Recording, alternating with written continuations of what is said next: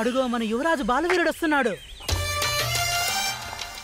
బాలవీర ఆడుకుందాన్రా. అటులనే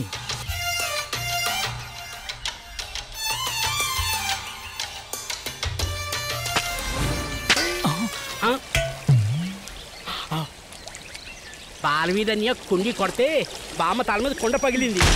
ఈ ఎండకి బామ్మ ఒళ్ళంతా చల్లబడింది. ఆపండి మీ అల్లరి.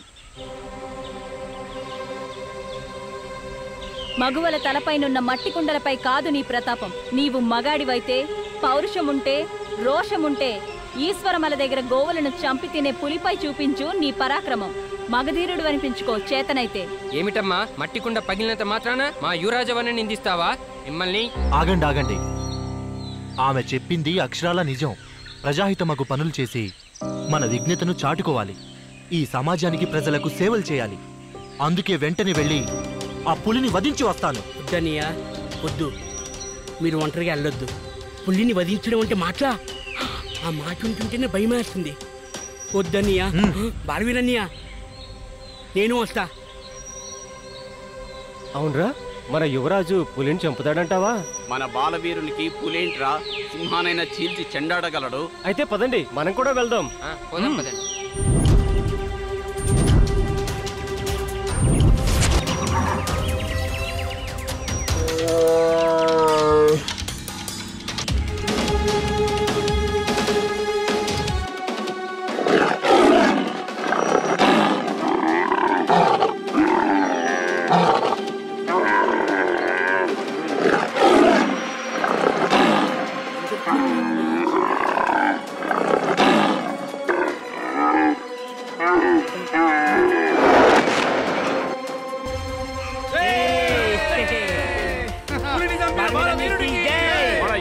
బాలవీరుడు పులిని చంపి విజయంతో తిరిగి వస్తున్నాడా?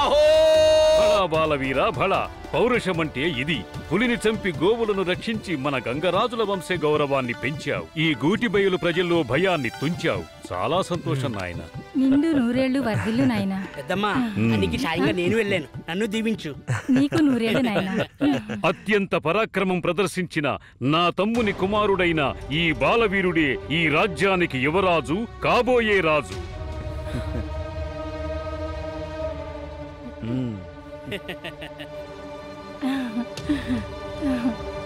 పెద్దనాన్న, మరి నేను? సోదరా కృష్ణరాజా అన్నగారు, విజయనగర చక్రవర్తుల ఆహ్వానం మేరకు పెనుగొండలో సామంతరాజుల సమావేశానికి హాజరు కావలసి ఉంది.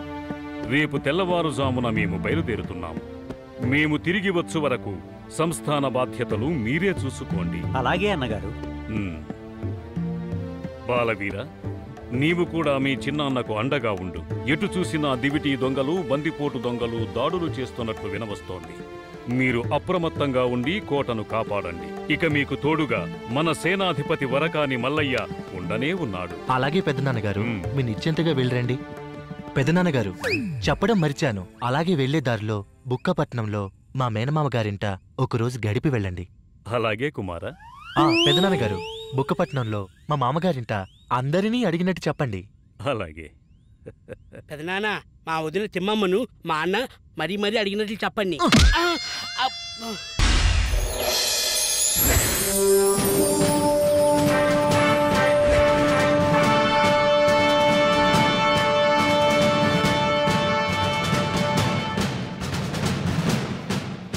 అమాత్య, సభను ప్రారంభించండి. చిత్తం ప్రభు. సంగమంశ సార్వభౌములు, విజయనగర సామ్రాజ్య చక్రవర్తులు అయిన శ్రీ దేవరాయల వారి ఆహ్వానం మేరకు ఇక్కడికి విచ్చేసిన సామంతరాజులు, ఆలెగాండ్లు అందరికీ స్వాగతం. మన చక్రవర్తుల వారి పాలనలో దేశం సుభిక్షంగా ఉండాలన్నదే వారి అభిమతం. ప్రతి పాలకుడు నీతి నియమం పాటించాలని, న్యాయం ధర్మం రక్షించాలన్నదే వారి కోరిక. పన్నుల భారం మోపకుండా ప్రజలను తమ కన్నబిడ్డల్లా చూసుకోవాలన్నదే వారి వాంఛ. పక్కపక్కనున్న పాలెగాళ్ళు, సామంతరాజులు కుట్రలు కుతంత్రాలు లేకుండా కలిసిమెలిసి అన్నదమ్ముల్లా మెలగాలన్నదే వారి ఆకాంక్ష. అంతేకాదు, ప్రతి సంస్థానంలో మంచి సైనికులను తయారు చేసి వారే సైనికులు పోషించాలి. శత్రువులు విజయనగరంపై దండెత్తి వచ్చినప్పుడు అప్రమత్తంగా ఉండి పిలుపు రాగానే వచ్చి పెనుగొండ సైన్యానికి బాసటగా నిలవాలని, ఎవరైనా రాజ్యద్రోహానికి పాల్పడినా, రాజశాసనాలను ధిక్కరించినా తగిన దండన ఉంటుంది. వీటన్నిటినీ గుర్తించుకుని పాలన సాగించాలని చక్రవర్తుల వారి ఆజ్ఞ. ఇట్లు శ్రీ శ్రీ దేవరాయలు విజయనగర చక్రవర్తులు. విన్నారుగా రంగరాజు గారు? ప్రభు, మీ బాలవీరుడు గురించి విన్నాం. పులితో పోరాడి వధించాడటగా? అవును ప్రభు. మీరు అంగీకరిస్తే విజయనగర సైన్యంలో ఒక సేనాధిపతిగా చేర్చుకుంటాం. క్షమించండి ప్రభు, నేనా వృద్ధుడనైనా నా సోదరుడు క్షయవ్యాధిగ్రస్తుడు. మా సంస్థానానికి దిక్కు మా బాలవీరుడే. దయచేసి ఈ విషయంలో మమ్మల్ని మన్నించండి. సరే, మీ ఇష్టానికే వదిలేస్తున్నాం. నరసింహనాయక ప్రభు, మీ తలుపుల సంస్థానంపై పలు ఆరోపణలున్నాయి. ఇకనైనా మంచిగా ఉండండి, లేకపోతే మీ సంస్థాన పాలెగాణ్ణి మార్చాల్సి ఉంటుంది. ఇదే ఆఖరి హెచ్చరిక. చిత్తం ప్రభు, ఇకపై ఏ పొరపాట్లు జరగకుండా చూసుకుంటాను. సైన్యాధిపతి వివరించండి. చిత్తం మహారాజా. సభకు నమస్కారం. పక్షం రోజుల్లో పెనుగొండ గురుకులంలో ఏడాది పాటు చదువులు, వీరోచిత విద్యలు నేర్పడానికి ఏర్పాట్లు చేశారు. మీ వారసులు 18 సంవత్సరాలు నిండిన మగపిల్లలందరూ విచ్చేసి ఈ విద్యలను అభ్యసించాలి. ఇది మహారాజు వారి ఆజ్ఞ.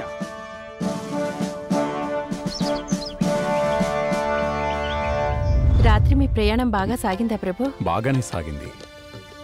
శుభోదయం తండ్రి గారు. శుభోదయం కుమారా. ఇలా వచ్చి కూర్చో. మీరెప్పుడొచ్చారు?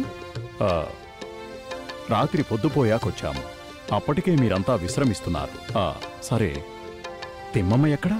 చూసావా నారాయణ, మనమంతా ఇక్కడ ఉండగానే తిమ్మమ్మ మీదే మీ తండ్రి గారి మనసంతా. వెంకటరాయ, తిమ్మమ్మని చూడకుండా ఒక్క దినం కూడా ఉండలేవే? మరి రేపు పెళ్ళై అత్తవారింటికి వెళ్ళిపోతే? అమ్మా, అలా అనవద్దు. మరి ఏమనాలో చెప్పు. అది కాదు అత్తయ్య గారు, ఆయన ఇల్లరిక పల్లుణ్ణి తెచ్చుకోవాలనుకుంటున్నారు. మన బాలవీరుడున్నాడు కదా. అవునమ్మా, నాది అదే ఆలోచన. కానీ అత్తగారి ఆలోచన మంచిదే. బాలవీరుడే తిమ్మమ్మకు భర్త అయితే అంతకంటే కావాల్సిందేముంది? అవును తండ్రి గారు, బాలవీరుడు చెల్లిని పెళ్లాడితే మేమిద్దరం కృష్ణార్జునులాగా ఉంటాం. చూడు, అందరిది ఒకే మాట. కానీ బావగారు ఇల్లరికానికి ఒప్పుకోరేమో అనిపిస్తోంది. ఆ తిరుమల శ్రీనివాసుని అనుగ్రహం ఉంటే మనందరి కోరిక నెరవేరుతుంది. సరే, తిమ్మమ్మ ఏది? నాన్నగారు, మీ ప్రయాణం బాగా జరిగిందా? బాగా జరిగిందమ్మా. నాన్నగారు, వరకిరి వెంకటేశ్వర స్వామి ప్రసాదం. శ్రీనివాస, తీసుకోమ్మా.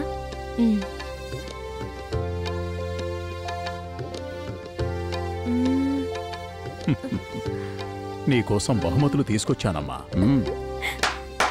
ఎవరక్కడ? బహుమతులు తీసుకురండి. చిత్తం మహారాజా. కుమారా. తండ్రి గారు. పుట్టమ్మా, తీసుకో. తీసుకోమ్మా.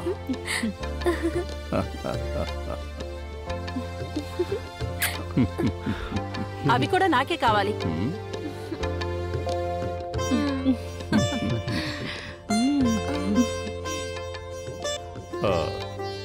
ఏమిటి తల్లి వెతుకుతున్నావు? ఆ తైలవర్ణాలేగా, అవి తొణికిపోతాయని భద్రంగా గూటిలో ఉంచాను. ఆ తైలవర్ణాలు తీసుకురండి. చిత్తం మహారాజా. ఇదిగో తల్లి.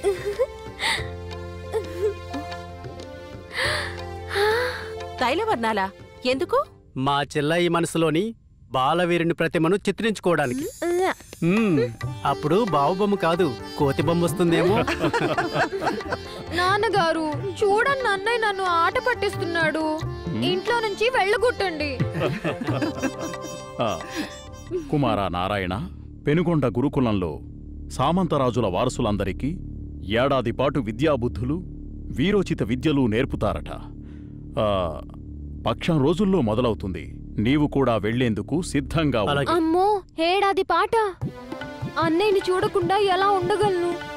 ఇప్పుడేగా ఈ కోట నుంచి వెళ్ళగొట్టమన్నా.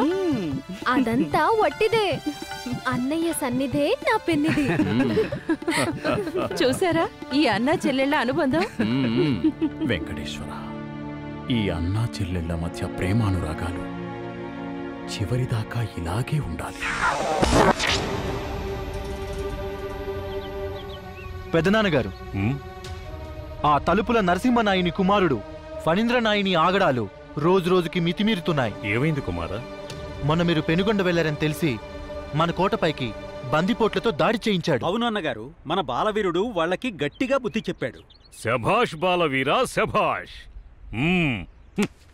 ఈ గంగరాజుల వంశ ఛాత్రము, పౌరుషము, పరాక్రమము మరోసారి వారికి రుచి చూపించావన్నమాట. మరోసారా? అవును కుమారా, వారితో శత్రుత్వం ఇప్పటిది కాదు. వాడి తాత మీ తాతల శత్రుత్వం. అవునా? అదెలా? వాడి తాత చండ్రనాయుడు ఒకప్పుడు ఈ గూటిబయలు సంస్థానానికి సేనాధిపతి. ఒకసారి మీ తాతగారికే హాని తలబెట్టాలని చూస్తే మీ తాతగారు వాడిని తన్ని ఈ సంస్థానం నుంచే వాడిని బయటకు తరిమివేశారు. అందుకే వాడిపై ఒక కన్నేసుంచు నాయనా. అలాగే. అన్నట్టు మా అన్న వెంకటరాయలు గారింట్లో ముచ్చట్లు చెప్పనేలేదు. తిమ్మమ్మ ఎలా ఉంది? చాలా చాలా బాగుంది. మన తిమ్మమ్మ దొండపండులా ఉంది. తాను వీణ వాయిస్తూ మధురగానంతో శ్రీనివాసుడి కీర్తనలు ఆలపిస్తూ ఉంటే ఆహా ఎంత వినసొంపుగా ఉందో. మీరిలా వర్ణిస్తుంటే నాకు ఇప్పుడే వెళ్లి తిమ్మమ్మని చూడాలనిపిస్తోంది. చెప్పటం మర్చాను బాలవీర. పెనుగొండ గురుకులంలో ఏడాది పాటు నీవు శిక్షణకు వెళ్లవలసి ఉంటుంది. 10 రోజుల్లో బయలుదేరాలి. అంతా సిద్ధం చేసుకో. అలాగే. మా గంగరాజుల వంశానికి గౌరవ ప్రతిష్టలు తెచ్చిన మా బాలవీరుణ్ణి గూటిబయలు సంస్థానాధీశుడిగా నియమిస్తున్నాను. దానికి వెంకటపతిరాయలు అతని ఆంతరంగికుడిగా వ్యవహరించటం జరుగుతుంది. గురుకులంలో అన్ని విద్యలలోనూ అగ్రగామిగా నిలిచి విజయనగర చక్రవర్తుల నుండి బహుమతులు పొంది మన ప్రాంతానికే వన్న తెచ్చిన బాలవీరునికి మా తరపున 2 గ్రామాలు బహుమతిగా ప్రకటిస్తున్నాను. పెదనాన్నగారు, నాకు కూడా ఏదైనా 10 కట్టిపట్టండి. అన్నయ్య, వీణ్ణి మన సైన్యానికి దండనాయకుడిగా చేద్దాం.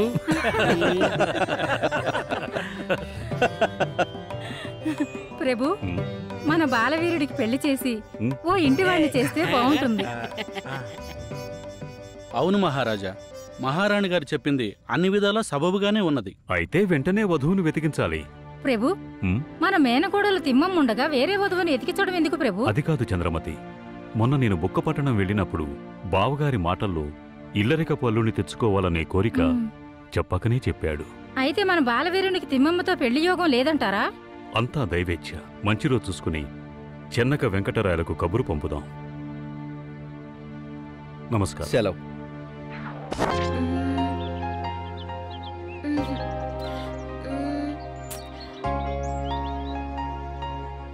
ఏడు చెల్లమ్మా, రమ్మన్నావట?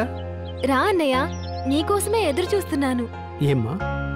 అదే మరి ఏం లేదన్నయ్య. అదే చెప్పమ్మా.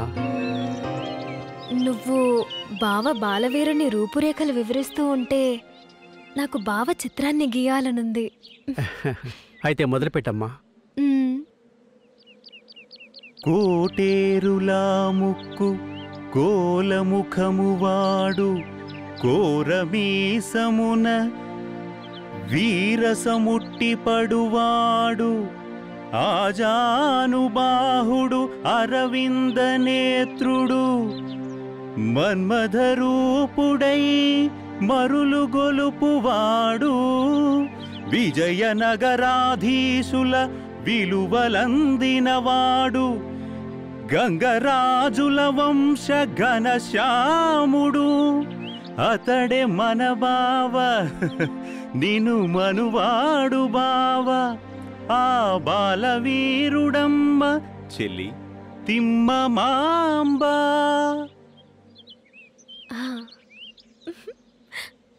అరే, అచ్చం బావ బాలవీరుడిలాగే ఉంది. ఇంత చక్కగా ఎలా గీయగలిగావు తల్లి?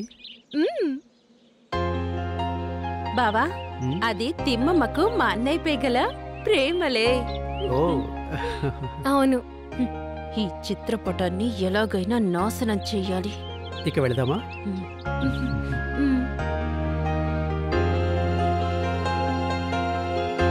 బావా, ఎంత అందంగా ఉన్నావు.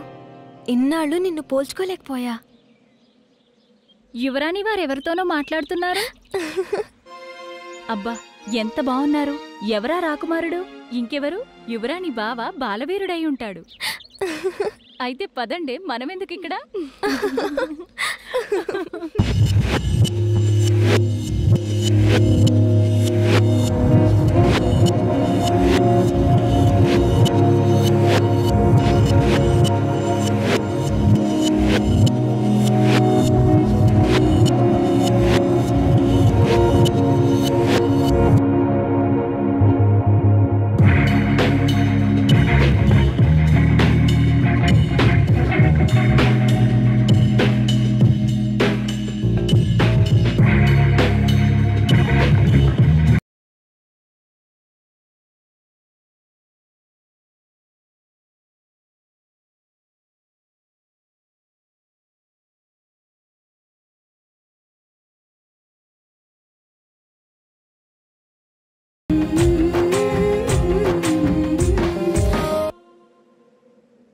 అయ్యా నమస్కారములు. నమస్కారం శాస్త్రి గారు. పంచాంగంతో రమ్మని కబురు పంపించారు. ఏమిటి విశేషం? కూర్చోండి. చిత్తం. పిల్లల వివాహాలు జరిపించాలనుకుంటున్నాం. మంచి ముహూర్తం చూస్తారని మిమ్మల్ని పిలిపించాం. అవును శాస్త్రి గారు, మేము బ్రతికుండగానే వారి వివాహం జరిపించాలని మా కోరిక. శాస్త్రి గారు, మంచి ముహూర్తం చూడండి. తప్పకుండా.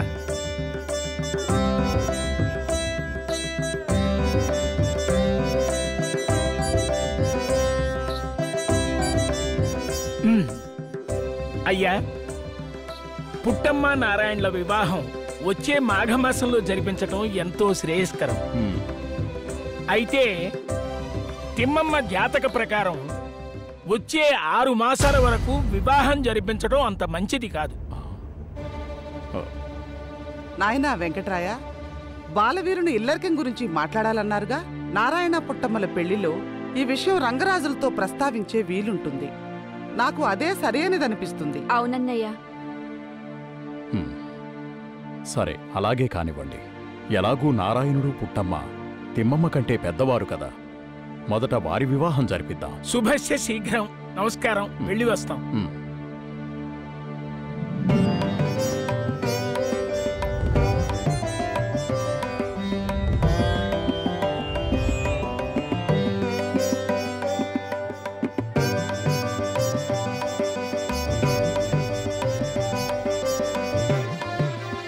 ఈ రూపవతి ఎవరో చాలా అందంగా ఉంది. ఇంకెవరు?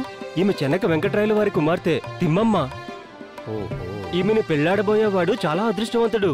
ఇంకెవరు? గూటువేలు యువరాజు, వారి బావ బాలవీరుడు. ఓహో, అలాగా.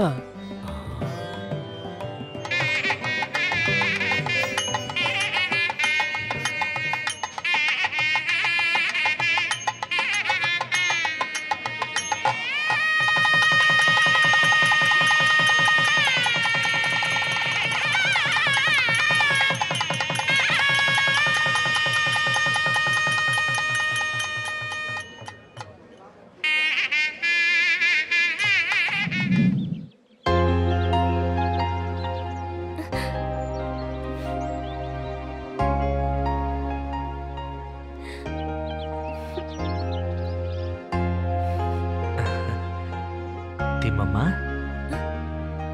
ఎప్పుడొచ్చావు బావా? నేనొచ్చి చాలాసేపు అవుతుంది. బావా, మిమ్మల్ని ఇక్కడ చూశాక ఈ రోజు నాకు ఎంత సంతోషంగా ఉందో మాటల్లో చెప్పలేను బావా. నాకు కూడా. ఇలాగే మీతో కలిసి జీవితాంతం సంతోషంగా ఉండాలనుంది బావా. మన పెళ్ళైతే నీ కోరిక తప్పక తీరుతుందిలే తిమ్మమ్మ. బావకు తన చిత్రపటం చూపించి ఆశ్చర్యచకితుణ్ణి చేయాలి. బావా, ఒక్క క్షణం, ఇప్పుడే వస్తాను, ఇక్కడే ఉండండి.